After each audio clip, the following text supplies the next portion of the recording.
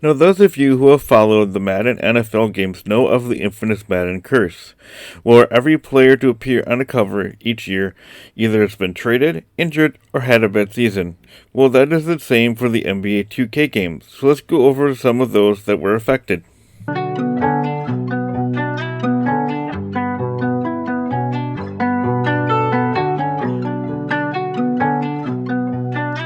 NBA 2K to NBA 2K4. Allen Iverson, who at the time was playing for the Philadelphia 76ers, yes, he had many great moments in his time playing in the NBA. However, after appearing on the cover of the 76ers, made sure that they never won a championship. They were close one time in 2001 when they were playing against the Lakers in the finals, but sadly, the Lakers won, and the last time the 76ers won a championship was in 1983. NBA 2K5 had Ben Wallace on the cover, who was playing for the Detroit Pistons, and was one of their key players as a power forward and a center, averaging 9.7 points per game, 12.2 rebounds, and 2.4 blocks. The curse resumed that year when the Pistons were facing the Pacers, and when Wallace was going up for a layup and was fouled by Ron Artest with 45 seconds left in the game, and the Pistons were winning by 15 points. Pissed off at Artest, Wallace showed him, resulting in a massive fight between two teams, noted as Malice in the Palace, since the home of the Pistons was the Palace at Auburn Hills.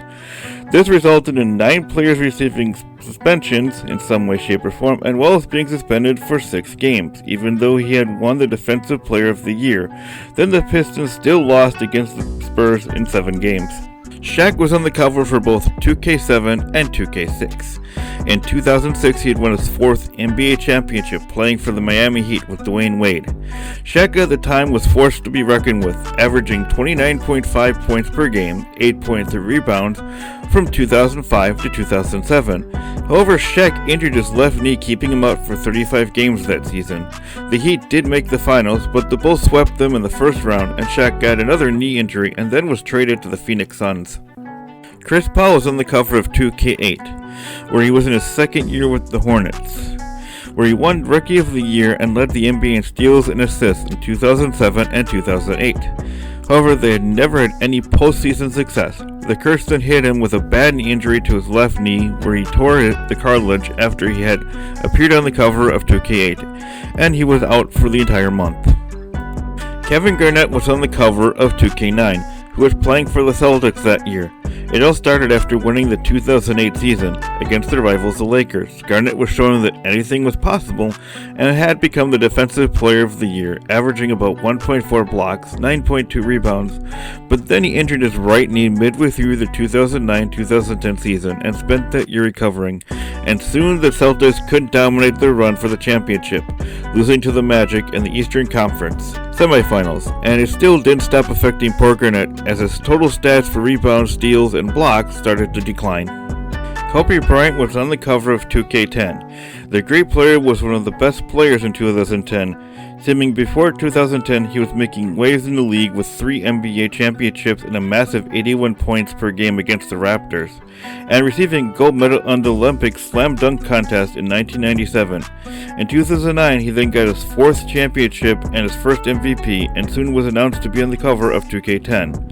And then the curse struck, since it was the last time he had won a championship in 2010, and then he injured his Achilles tendon, and then after rehab he played for the Lakers, and then retired in 2016, and a few years later he was killed in that horrific helicopter accident. Michael Jordan was on the cover for both 2K11 and 2K12. For this one we have to go back. Before they were called the Hornets, Charlotte was called the Bobcats.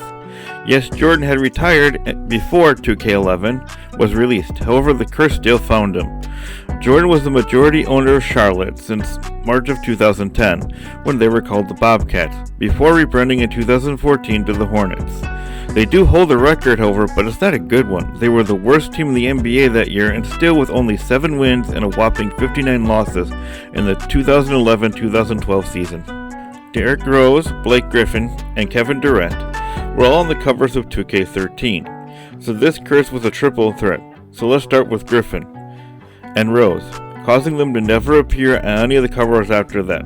Rose did become the youngest MVP player before 2011, and a few times he was in the All-Star games. However, after being on the cover of 2K13, he suffered an ACL injury resulting in long recovery. He was still able to play after that, but his stats soon declined. As for Griffin, he got an ankle injury while on the Clippers, and that year he never got to the finals.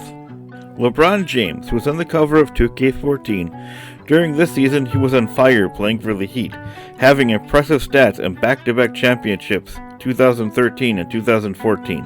However, after appearing on the cover of 2K14, the Heat had lost the finals against the Spurs, and James went to the Cavaliers to fulfill his mission to give his hometown a championship. Kevin Durant was on the cover of 2K15.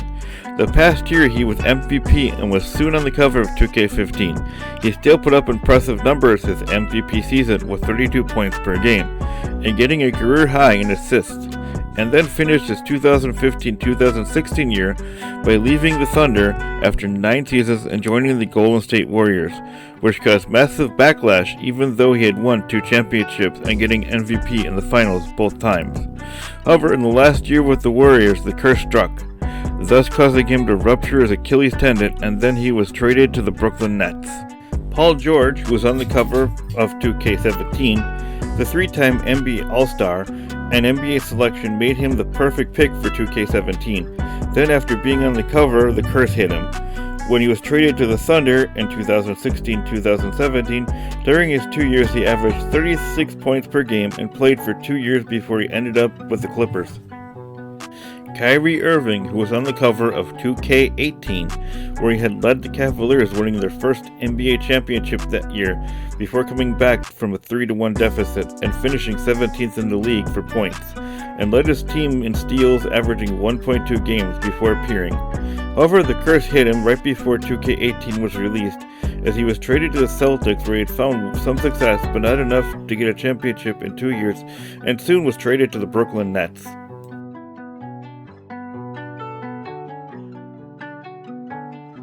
Anthony Davis, who graced the cover of 2K20, was in his 6th All-Star game in 2019 and had impressive numbers with 25.9 points per game and 2.6 steals with 12 rebounds per game, and soon becoming the defensive star of the year for the Pelicans as he earned 3rd in the league with blocks. However, the curse hit him in the end of the 2019-2020 season where he was traded to the Lakers. Now, up to this point, every player who appeared on the cover of an NBA 2K game got injured, a loss, or was traded. However, one player broke the curse in 2021, and that was Giannis, the same player who appeared on the cover of 2K19. Giannis was a force to be reckoned with, as he led the Milwaukee Bucks to a championship, breaking the NBA 2K curse. So what for 2K21, which was Damian Lillard? Well, the curse has to come back in full force to affect Lillard. But in my opinion, it did hit hard, and not only affect him, but the whole NBA, with COVID hitting us at the end of 2019 and going into 2020, and still lingers this year as well. Now that brings us to this year, with NBA 2K 2020 featuring Luka Doncic on the cover, and since this year isn't over yet, we will not know if the curse rears its ugly head and strikes him. Well, we went over a lot these past 2 episodes, from the beginning and evolution of the NBA 2K franchise to the infamous NBA 2K curse. I hope you enjoyed this 2-part episode. I am Paul saying peace out and stay frosty.